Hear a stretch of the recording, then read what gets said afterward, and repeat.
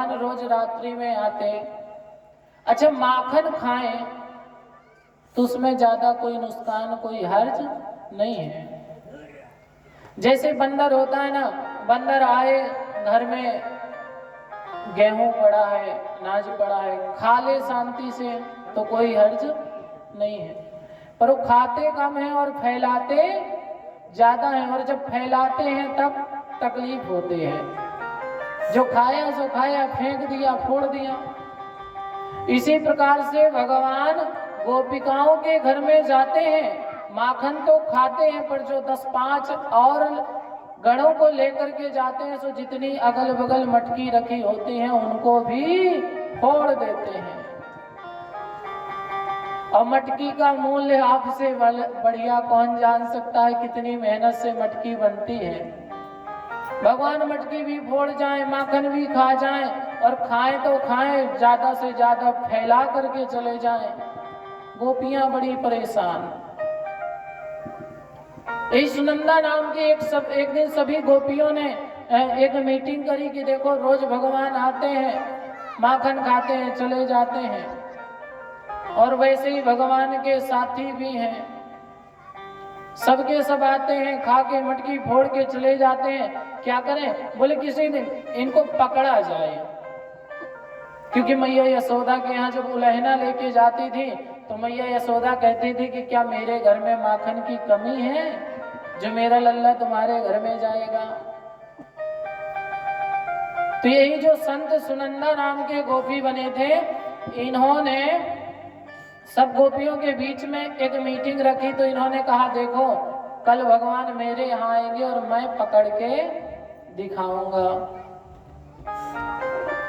इन गोपी ने क्या किया, बहुत सी मटकी ऊपर टांग दी।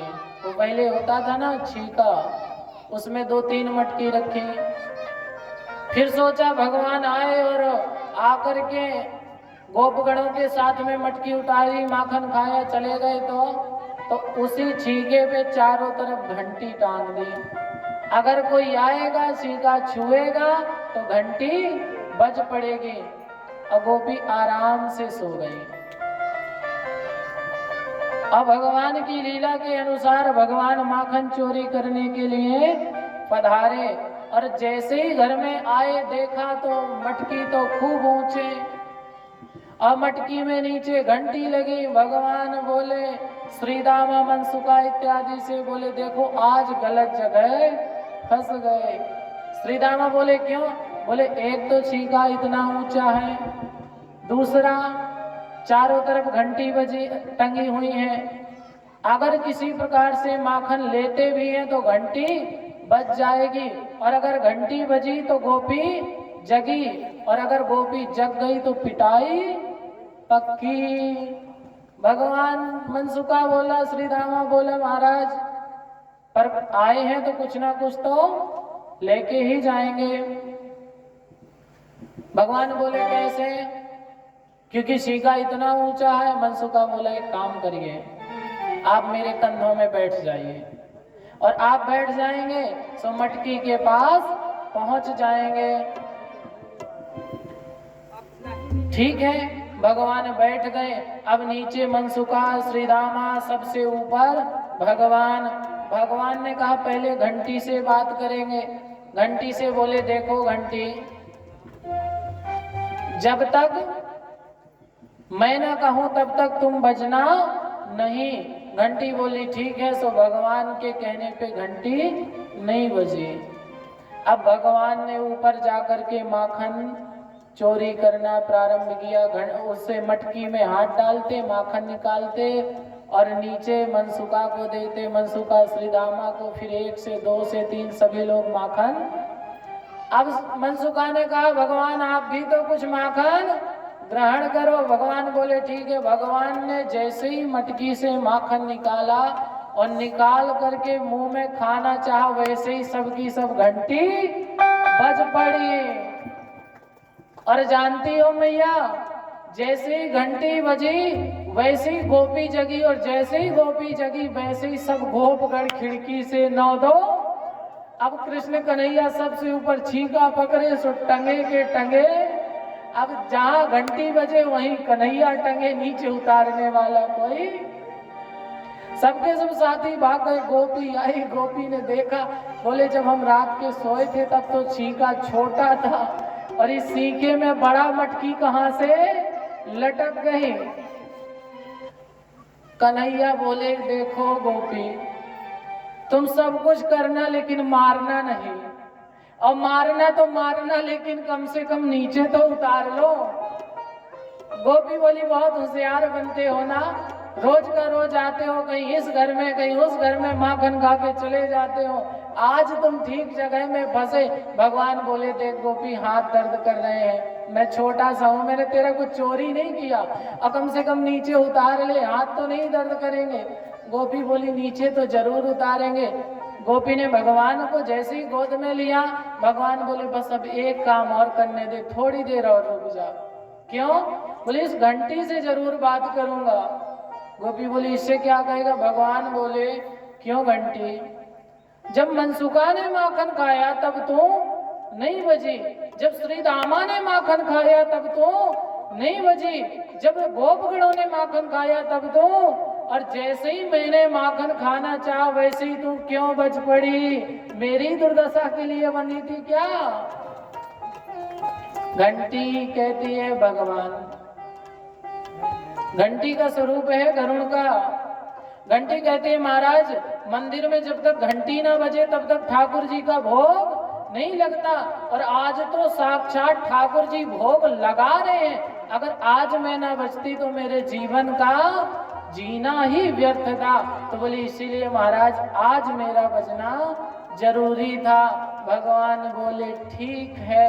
अब उधर गोपी ने हाथ पकड़ा, सुबह का समय था, वही लगभग रहा होगा थोड़ी बहुत उजेला। गोपी ने पकड़ा और पकड़ करके कृष्ण कन्हैया को घर ले जाने लगी। रास्ते में ही भगवान इधर उधर देखे कोई तो चारा मिले, क्योंकि अगर आज रंगे हाथों पकड़ गए तो हो सकता है कल से मैया यशोदा मुझे घर से भी बाहर ना निकलने दें। तो भगवान बोले क्या करूं? और संयोग की बात उसी समय उस गोपी के पति देवता वो भी चले जा रहे थे गायों को चराने के लिए। उन्होंने देखा कि आज हमारी पत्नी कृष्ण कन्हैया को पकड़े जा रही, सो इशारा किया कन्हैया की तरफ। कहाँ? कन्हैया ने भी दिमाग लगाया, बोले चुप रहो। क्यों? इशारा किया, बढ़िया जुगाड़ है मालपुआ की, आ जाओ। पति देवता भी चले आए, कन्हैया के पीछे खड़े हो गए। अब क्योंकि पहले के समय में माताएं घूंघट घाल के चलती थी, कोई बुजुर्ग कोई श्रेष्ठ ना आ जाए तो घूंघट में रहती थी, और अब की माताएं तो जींस वाली है, घूंघट का नंबर ही नहीं है।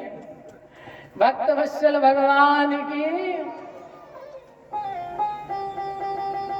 अच्छा, आंचल माताओं के पास आंचल होती थी, बड़ी सुविधा, खुद भी कर ले, और जब बच्चों को कोई कष्ट होता था धूप में, बेटा बेटी होती थी, तो माँ उसी आंचल की छाया बालक को कर देती थी, हर तरीके से बचाती थी। और उस आंचल की ममता जिस बालक को मिल गई वो जीवन भर सुखी रहा करता है। और आप लोग, हम लोग अपने यहाँ तो अभी बहुत ही ठीक है, हम आप लोग तो ऐसे नहीं हो, लेकिन बाहर जाके देखते हैं तो एक से एक माताएं, माताएं कहे तो उनको तो सीधे बहन जी दीदी जी कहो। उनके पास आंचल तो छोड़िए दुपट्टा भी नहीं है, उनके बालक हमेशा बिना ममता के आंचल के बड़े होते हैं, इसीलिए वो बड़ी से बड़ी पोस्ट में भी बैठ जाएं लेकिन किसी पे दया नहीं दिखाते, हमेशा क्रूर होते हैं। गोपी के पति भी आ गए। भगवान बोले अब कैसे पीछा छूटे। उनसे कहा चुप रहो। पति तो चुप है, पीछे पीछे चल रहे हैं। भगवान बड़े मधुर स्वर में कहते हैं गोपी देख, बहुत देर हो गई, बहुत देर तो मैं छीके में टंगा रहा, और अब तो उठा करके मुझे ले जा रही है। अब ले जा रही है तो इससे मेरी बाह थोड़ी भर आई है, दर्द हो रहा है, मेरे हाथ में खून एक ही जगह रुक गया, सूजन आ गई, कम से कम इतनी दया कर ये हाथ छोड़ के ये हाथ तो पकड़ ले। गोपी ने सोचा ठीक ही कह रहे हैं, बहुत देर से मजबूती से पकड़ी हूँ। गोपी बोली ठीक है, लाओ कन्हैया वो हाथ लाओ। कन्हैया ने ये हाथ छुड़वाया और उस हाथ से गोपी के पति का हाथ गोपी को पकड़ा दिया। और मैया गोपी ने देखा कि कन्हैया का हाथ अभी बड़ा पतला था, बगल पीछे पीछे, अभी गोपी का पति पीछे, कन्हैया आगे, अब कन्हैया पीछे और पति देवता आगे। गोपी कहती क्यों रे कन्हैया, तेरा हाथ अभी इतना पतला था, अब इतना मोटा हो गया, कोई और है क्या? पीछे से कन्हैया कहते हैं नहीं गोपी, बात ऐसी है ना कि इस हाथ को बहुत देर से तू दबा के रखी तो इस हाथ का खून इस हाथ में आ गया, इसीलिए ये हाथ। और उसी आनन फानन में गोपी ने ध्यान दिया नहीं, कन्हैया गए अपने घर सो गए। गोपी अपने पति को लेकर के मैया यशोदा के यहाँ पहुंची और बोले मैया नंदरानी बाहर आओ। क्यों? नंदरानी बोली क्या हुआ? बोले देखो आज तुम्हारे कन्हैया को मैंने माखन खाते हुए रंगे हाथों पकड़ा है, सो लेकर के आई हूं, देख लो। मैया बोली हो ही नहीं सकता, सुबह से मेरा लल्ला उठता ही नहीं है, सोता ही रहता है। गोपी बोली नहीं, हमेशा हम लोग आते थे उलाहना लेकर के, तब तुम नहीं मानती थी, आज देखो आज सामने पकड़ करके लाए हैं। मैया यशोदा बोली देख गोपी तूने कोई सपना देखा होगा। गोपी कह रही नहीं, देख लो। मैया यशोदा आनन फानन में आई, सो देखा, सो देख के मैया यशोदा खूब हंसी, खूब हंसी। अब गोपी ने पूछा कि आप हंस रही हैं? मैया बोली कि देख कम से कम एक बार घूंघट उठा करके देख ले, मेरा कन्हैया है कि तेरा कृष्ण कन्हैया है। गोपी ने जो घूंघट उठाया पति देवता की तरफ देखा तो बोली तुम कब मर गए आके, तुम तो अच्छा खासा घर बैठे थे। बोलिए भक्तवत्सल भगवान की जय हो। इसी प्रकार से भगवान अनेक गोपियों के यहाँ माखन चोरी करते हैं, गोपियां उलहना लेती हैं। उलहना ले करके एक गोपी ने फिर कन्हैया को पकड़ा और कन्हैया को पकड़ करके मैया यशोदा को उलहना सुनाते हैं।